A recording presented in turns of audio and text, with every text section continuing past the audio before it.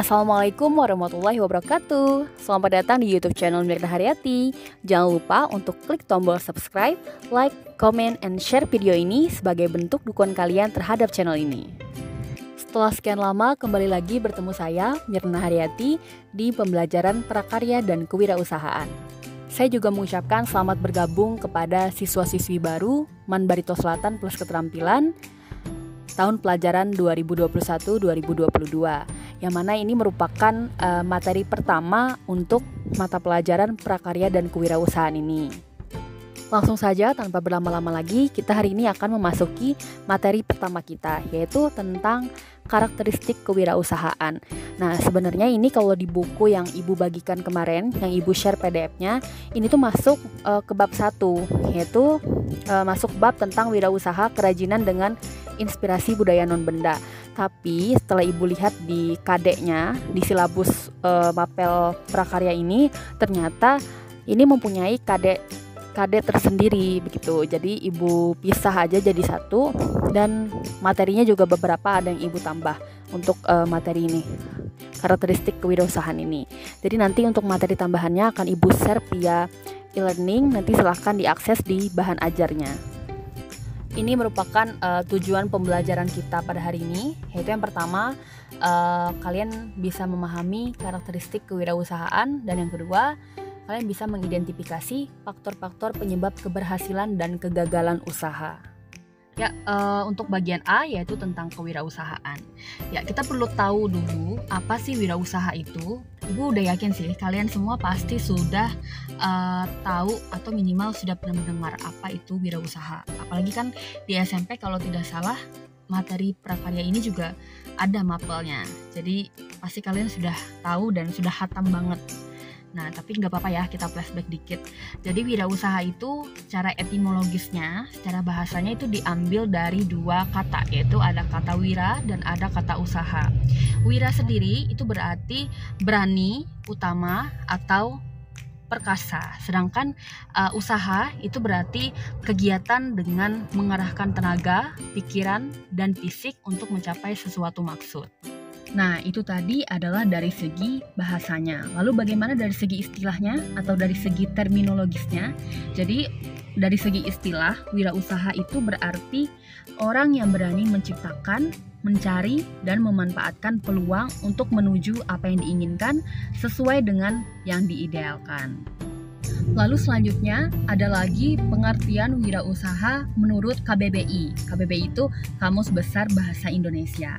Nah, menurut KBBI, wirausaha itu merupakan orang yang pandai atau berbakat mengenali produk baru, menentukan cara produksi baru, menyusun kegiatan untuk mengadakan produk baru, dan mengatur permodalan operasinya serta memasarkannya. Dari sini dapat kita simpulkan bahwa wirausaha itu merupakan orang yang berani memulai sesuatu yang baru. Dari mulai menciptakan ide suatu produk, lalu membuatnya, mengoperasikannya, hingga memasarkannya. Itu disebut dengan wirausaha. Nah, untuk pelaku wirausaha atau orang yang berwirausaha ini, itu biasanya disebut dengan wirausahawan, atau bahasa kerennya saat ini adalah entrepreneur, yang mana itu merupakan kata yang diambil dari bahasa Perancis. Nah, untuk entrepreneur ini biasanya ditujukan untuk orang-orang yang berani mengambil resiko dan memulai sesuatu yang baru. Nah, ini ada lagi pengertian entrepreneur menurut Anugerah Pekerti tahun 2011, yang mana dia mengatakan bahwa entrepreneur itu adalah mereka yang mendirikan, mengelola, mengembangkan, dan melembagakan perusahaan miliknya sendiri. Dari pengertian ini dapat kita simpulkan bahwa wirausahawan atau entrepreneur itu adalah mereka yang memiliki keberanian untuk mengambil resiko untuk memulai sesuatu hal yang baru yang mungkin sebelumnya tidak pernah ada. Pokoknya berhubungan dengan sesuatu yang kreatif dan inovatif, atau kalau kata kita zaman sekarang itu nyebutnya anti mainstream. Nah, berikutnya adalah kewirausahaan atau biasa disebut dengan entrepreneurship. Jadi tadi itu adalah wirausahanya, sekarang adalah kewirausahaannya. Lalu apa sih kewirausahaan itu? Nah, menurut lampiran keputusan Menteri Koperasi dan Pembinaan Pengusaha Kecil, kewirausahaan itu merupakan semangat, sikap, perilaku, dan kemampuan seseorang dalam menangani usaha atau kegiatan yang mengarah pada upaya mencari, menciptakan, serta menerapkan cara bekerja, teknologi, dan produk baru dengan meningkatkan efisiensi dalam rangka memberikan pelayanan yang lebih baik dan atau memperoleh keuntungan yang lebih besar. Nah, itu menurut pengertian dari lampiran keputusan menteri tadi. Lalu menurut beberapa ahli, ini yang pertama itu adalah Ahmad Sanusi dalam Suryana tahun 2003, dia mengatakan bahwa kewirausahaan itu merupakan suatu nilai yang diwujudkan dalam perilaku yang dijadikan dasar sumber daya, tenaga penggerak, tujuan, siasat, kiat, proses, dan hasil bisnis. Itu menurut Ahmad Sanusi. Sedangkan menurut Soeharto Prawiro, kewirausahaan itu merupakan suatu nilai yang diperlukan untuk memulai suatu usaha dan perkembangan usaha. Nah, adapun menurut Suryananya, kewirausahaan itu merupakan kemampuan kreatif dan inovatif yang dijadikan dasar, kiat, dan sumber daya untuk mencari peluang menuju sukses. Jadi intinya apa sih? Intinya kewirausahaan itu merupakan kemampuan untuk menciptakan sesuatu yang baru dan berbeda melalui aktivitas berpikir kreatif dan inovatif, seperti yang telah Ibu jelaskan sebelumnya tadi. Jadi dapat kita simpulkan bahwa wirausaha itu mengarah kepada orang yang melakukan usaha atau kegiatan sendiri dengan segala kemampuan yang dimilikinya. Yang mana dalam hal ini orang yang melakukan wirausaha itu tadi disebut dengan wirausahawan atau entrepreneur. Nah, sedangkan kewirausahaan atau entrepreneurship ini itu menunjuk kepada sikap mental yang dimiliki oleh seorang wirausahawan dalam melaksanakan kegiatan wirausaha itu. Berikutnya adalah bagian B, yaitu karakteristik kewirausahaan. Nah, karakteristik kewirausahaan ini sebenarnya banyak banget menurut para ahli, tapi kalau di buku yang Ibu bagikan itu cuman mengambil karakteristik kewirausahaan dari Marbun tahun 1993. Adapun karakteristik kewirausahaan menurut Marbun, yaitu yang pertama adalah percaya diri. Nah, kepercayaan diri ini merupakan paduan sikap dan keyakinan seseorang dalam menghadapi tugas atau pekerjaan yang bersifat internal, sangat relatif dan dinamis, serta banyak ditentukan oleh kemampuannya untuk memulai, melaksanakan, dan menyelesaikan suatu pekerjaan. Kepercayaan diri ini akan mempengaruhi gagasan, karsa, inisiatif, kreativitas, keberanian, ketekunan, semangat kerja, dan sebagainya. Nah, kunci keberhasilan dalam bisnis itu adalah untuk memahami diri sendiri. Oleh karena itu, wirausaha yang sukses adalah wirausaha yang mandiri dan percaya diri. Sifat percaya diri ini nantinya akan melahirkan watak keteguhan, ketidaktergantungan, kepribadian mantap, dan optimisme. Yang kedua yaitu berorientasikan tugas dan hasil. Seseorang yang selalu mengutamakan tugas dan hasil itu adalah mereka yang selalu mengutamakan nilai-nilai motif berprestasi, berorientasi pada laba, ketekunan, dan kerja keras, serta penuh inisiatif. Selanjutnya yang ketiga adalah berani mengambil resiko. Ini merupakan salah satu hal yang sulit dilakukan bagi kita yang ingin memulai sesuatu hal yang baru. Sebaliknya, wirausahawan adalah orang yang lebih menyukai usaha-usaha yang lebih menantang untuk mencapai kesuksesan atau bahkan kegagalan daripada usaha yang kurang menantang. Jadi mereka di sini emang tipe-tipe orang yang menyukai sesuatu hal yang baru, sesuatu hal yang memiliki tantangan dan berisiko. Itu adalah orang-orang yang memiliki jiwa-jiwa kewirausahaan. Tapi dengan catatan bahwa mereka melakukan semua itu sudah berdasarkan persiapan dan perhitungan yang matang. Jadi gak asal nyebur aja gitu. Ada perhitungan dan hal-hal yang harus dipertimbangkan sebelum mengambil resiko tersebut. Ya, seperti itu ya. Selanjutnya yang keempat yaitu adalah kepemimpinan. Nah, kepemimpinan ini adalah sikap yang dimiliki oleh seorang pemimpin, diantaranya memiliki visi yang jelas, memiliki integritas dan kejujuran, mampu berkomunikasi dengan baik, menjadi teladan, rendah hati, mau mendengar, mampu memotivasi orang lain untuk melakukan tugasnya, dan berlaku adil pastinya. Selanjutnya yang kelima adalah keorisinalitas atau keaslian. Nah, orisinil dalam hal ini itu tidak berarti baru sama sekali, tetapi maksudnya produk yang dibuat itu bisa mencerminkan hasil kombinasi baru atau reintegrasi dari komponen-komponen yang sudah ada sehingga melahirkan sesuatu yang baru. Jadi orisinil ini tidak mesti yang harus tidak ada sama sekali ya, tapi bisa juga berasal dari hasil kombinasi dari yang sudah ada, seperti itu. Keorisinalan ide, gagasan, pemikiran, atau keputusan ini itu dapat diperoleh dengan keluasan wawasan dan kemampuan berpikir kreatif serta melihat peluang yang ada. Oleh karena itu, karakteristik orisinal ini itu berhubungan dengan karakter inovatif, kreatif, dan fleksibel. Selanjutnya yang terakhir yang keenam yaitu adalah berorientasi ke masa depan. Nah, seorang wirausahawan itu harus mempunyai visi ke depannya seperti apa yang hendak dilakukan dan apa yang ingin dicapai. Nah, oleh karena itu, seorang wirausahawan atau entrepreneur ini harus memiliki kemampuan menyusun perencanaan dan strategi yang matang. Itu tadi adalah penjelasan karakteristik kewirausahaan menurut Marbun. Lalu ini ada karakteristik kewirausahaan menurut Miner, yang mana ini tidak Ibu jelaskan secara rinci, nanti akan Ibu bagikan bahan ajarnya saja, silahkan nanti dibaca untuk lebih detailnya. Nah, kalau menurut Miner ini itu ada 4.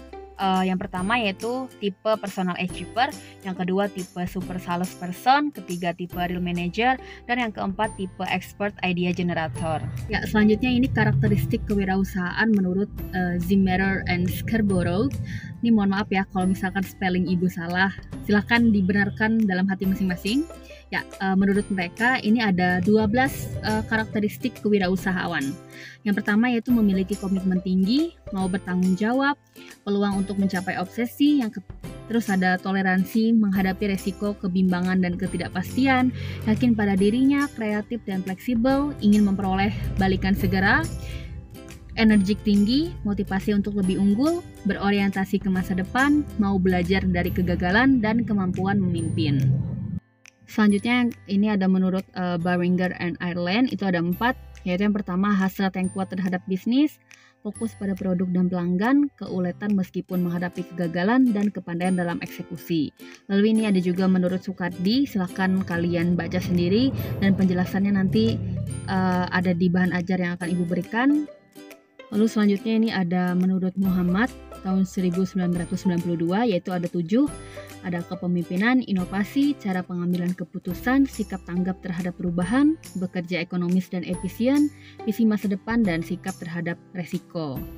Yang terakhir yaitu bagian C, faktor-faktor penyebab keberhasilan dan kegagalan usaha. Yang namanya kita menjalankan usaha pasti ada yang berhasil dan ada juga yang gagal. Nah, keberhasilan dan kegagalan itu biasanya memiliki faktor-faktornya, faktor penyebabnya maksudnya. Baik itu faktor internal atau faktor eksternal. Langsung saja untuk faktor keberhasilan usaha yang pertama itu adalah menurut Al-Kuwait tahun 2005, yang mana menurut beliau ada 3 aspek utama yang harus dimiliki oleh seorang wirausahawan agar memperoleh keberhasilan dalam usahanya, yaitu yang pertama ada pandangan atau visi hidup. Nah, aspek pandangan hidup ini itu memiliki peran yang sangat besar dan menentukan dalam usaha manusia untuk mencapai keunggulan, kebahagiaan, dan kesuksesan yang dicita-citakannya. Nah, dari aspek pandangan atau visi hidup ini akan lahir 4 macam kebiasaan, yaitu yang pertama, berusaha untuk mencapai keunggulan. Nah, kebiasaan ini merupakan salah satu dari kebiasaan manusia sukses tanpa batas. Adapun yang dimaksud dengan kebiasaan ini adalah berusaha dengan tekun dan terus-menerus guna mencapai keunggulan dalam hidup. Berikutnya yang B, yaitu menentukan tujuan. Nah, yang namanya tujuan ini itu merupakan sesuatu yang ingin diwujudkan atau dicapai oleh manusia. Nah, kalian sendiri, kalian pengen sekolah, itu kan pasti ada tujuannya kan? Entah itu untuk menambah ilmu atau menambah wawasan, menambah teman, atau untuk mempermudah dalam menggapai cita-cita dan sebagainya. Pasti kan punya tujuan kenapa kalian sekolah. Terlebih lagi, kenapa misalkan kalian memilih Manbarsel, pasti kan ada tujuannya gitu. Nah, begitu juga dengan faktor keberhasilan usaha ini juga bergantung pada tujuan yang ditentukan. Nah, tujuan ini banyak ya. Ada yang sifatnya umum, ada yang terbatas. Lalu ada yang sifatnya non-material, ada juga yang material. Ada yang besar, ada yang kecil. Terus ada yang bermanfaat dan ada juga yang tidak bermanfaat. Pada intinya, tujuan-tujuan yang ingin diwujudkan oleh setiap manusia itu ditentukan oleh kedudukan, keinginan, kemampuan, perhatian, dan bahkan pendidikan masing-masing setiap individu, serta ditentukan juga oleh metode yang digunakan dalam memikirkan tujuan tersebut. Selanjutnya yang C, yaitu menyusun prioritas. Nah, menyusun prioritas ini merupakan suatu kegiatan menyusun sejumlah tujuan, tugas, dan pekerjaan dimulai dari yang paling utama atau paling penting, sehingga seseorang akan dapat mewujudkan tujuan-tujuan itu dalam waktu yang diberikan kepadanya. Jadi semacam dibikin list atau peringkat gitu, yang mana tujuan-tujuan yang harus terlebih dahulu dicapai, seperti itu. Lalu yang D yaitu adalah membuat rencana. Nah, membuat rencana ini itu berarti kita meletakkan tujuan-tujuan dalam sebuah program kerja yang dapat dilaksanakan, atau dengan kata lain memberikan gambaran yang jelas mengenai masa depan dan menentukan langkah-langkah yang efektif untuk sampai pada gambaran tersebut. Selanjutnya, faktor keberhasilan usaha yang kedua yaitu adalah keahlian. Nah, aspek ini akan berhubungan dengan kemahiran, mekanisme, dan pengetahuan tertentu. Nah, dari aspek keahlian ini nantinya akan terlahir 3 macam kebiasaan, yaitu yang pertama adalah konsentrasi atau fokus. Dalam hal ini yang dimaksudkan dengan konsentrasi itu adalah memfokuskan perhatian pada tugas, tanggung jawab, atau pekerjaan yang dihadapkan, serta berusaha untuk melaksanakannya terus-menerus hingga benar-benar sampai tingkatan terakhir. Ini misalkan kita ambil contoh ya, si A ini misalkan memutuskan untuk membuka usaha kedai kopi. Nah, si A ini kan tentunya akan fokus untuk menjalankan usaha kopi tersebut. Tidak mungkin kan misalkan dia hari ini dia jualan kopi, terus besoknya dia jualan teh, terus besok-besoknya lagi dia bisa jualan Kentucky. Nah, hal yang kayak gitu tuh yang bikin kita tuh nggak fokus untuk berwirausaha. Jadi maksudnya fokus di sini atau konsentrasi di sini itu adalah fokus pada suatu tujuan atau usaha tertentu. Kalau misalkan mau jualan kopi, ya udah kita fokus ke jualan kopi, nggak usah ngurusin atau jualan-jualan yang lain, karena kalau misalnya kebanyakan nantinya akan bikin kita jadi tidak fokus begitu. Selanjutnya C yaitu berjuang melawan diri sendiri.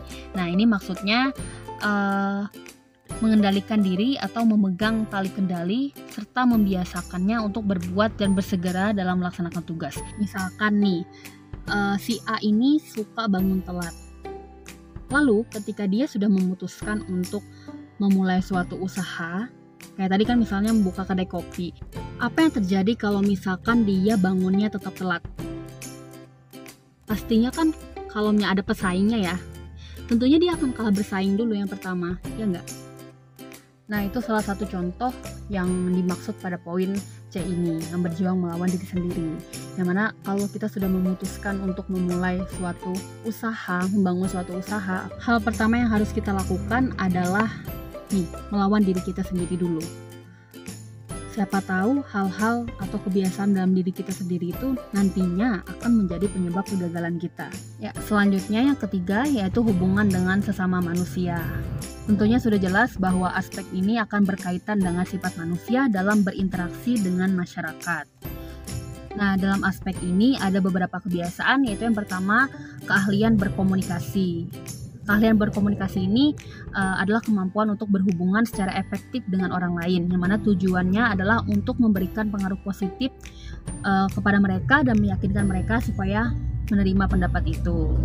Ini nantinya kalau dikaitkan dengan seorang wirausahawan, itu kan hubungannya nanti dengan seorang atasan dengan pegawainya, lalu dengan konsumennya, pelanggannya, dan sebagainya. Berikutnya yang B yaitu berpikir positif. Lalu yang C-nya yaitu keseimbangan. Nah, keseimbangan ini mengharuskan untuk bertindak secara moderat dalam hidup. Maksudnya moderat itu penengah. Keseimbangan ini mengharuskan kita untuk membiasakan diri melihat segala sesuatu dengan proporsional dan mengambil jalan tengah dalam tingkah laku, orientasi, dan perkataan. Oleh karena itu, kita harus menyeimbangkan tujuan-tujuan sehingga tujuan yang satu tidak mengalahkan tujuan yang lainnya. Nah, itulah beberapa aspek yang harus dimiliki seorang wirausahawan agar memperoleh keberhasilan dalam usahanya. Selanjutnya ini ada faktor keberhasilan usaha menurut Murphy dan Fake dalam ALMA tahun 2009. Itu ada 6. Yang pertama, mau kerja keras, bekerja sama dengan orang lain, penampilan yang baik, yakin, pandai membuat keputusan, mau menambah ilmu pengetahuan, ambisi untuk maju, dan pandai berkomunikasi. Jadi itu ada 6 ya kalau menurut Murphy dan Fake. Nah, kalau ini menurut ALMA Itu ada 6, silahkan kalian baca sendiri, nanti akan Ibu bagi. Selanjutnya ini ada dari hasil studi yang dilakukan di Amerika Serikat terhadap para pelaku usaha kecil, yang mana menurut mereka ciri wirausahawan yang berhasil itu dibagi menjadi 3 kategori. Yaitu yang pertama, ciri proaktif, itu maksudnya memiliki inisiatif yang tinggi dan asertif. Lalu ada yang kedua, ciri orientasi prestasi, yaitu dia mampu melihat kesempatan atau peluang dan bertindak langsung, orientasi efisiensi, menekankan pekerjaan dengan kualitas tinggi, perencanaan yang sistematis, dan melakukan monitoring. Dan yang ketiga yaitu ciri komitmen, yaitu mereka memiliki komitmen yang tinggi terhadap pekerjaan dan menyadari pentingnya hubungan bisnis yang mendasar. Itulah tadi pendapat beberapa ahli mengenai faktor penyebab keberhasilan suatu usaha. Nah, untuk faktor kegagalan usaha ini ada menurut Boff yang dikutip dari Alma tahun 2009, itu ada 9 yang menjadi penyebab kegagalan suatu usaha, yaitu yang pertama, kurang menguasai manajemen, kurang pengalaman dalam industri, kekurangan modal, perencanaan bisnis kurang matang, kurang jelas, tidak realistik dalam menetapkan tujuan, tidak berhasil menarik konsumen, pertumbuhan tidak terkendali, lokasi kurang cocok, keuangan kurang kontrol, persediaan barang kurang mencukupi. Nah, ini faktor kegagalan usaha menurut Padiyati dan Purnama tahun 2019. Ini ada 10 ya. Isinya kurang lebih sama seperti yang disampaikan Boff. Silahkan kalian baca sendiri. Ya, berakhir sudah materi tentang karakteristik kewirausahaan pada hari ini. Semoga apa yang Ibu sampaikan ini bermanfaat, dan Ibu juga mohon maaf apabila ada salah kata dan kurang dalam penyampaian, atau ada sesuatu konsep yang mungkin tidak sesuai dengan pendapat kalian atau pendapat literatur lainnya. Silahkan disampaikan kepada Ibu. Tapi ingat, tetap dengan menggunakan bahasa yang sopan, biar nanti kita adakan diskusi. Ya, mungkin itu saja yang dapat Ibu sampaikan. Sampai bertemu di minggu selanjutnya. Wassalamualaikum warahmatullahi wabarakatuh.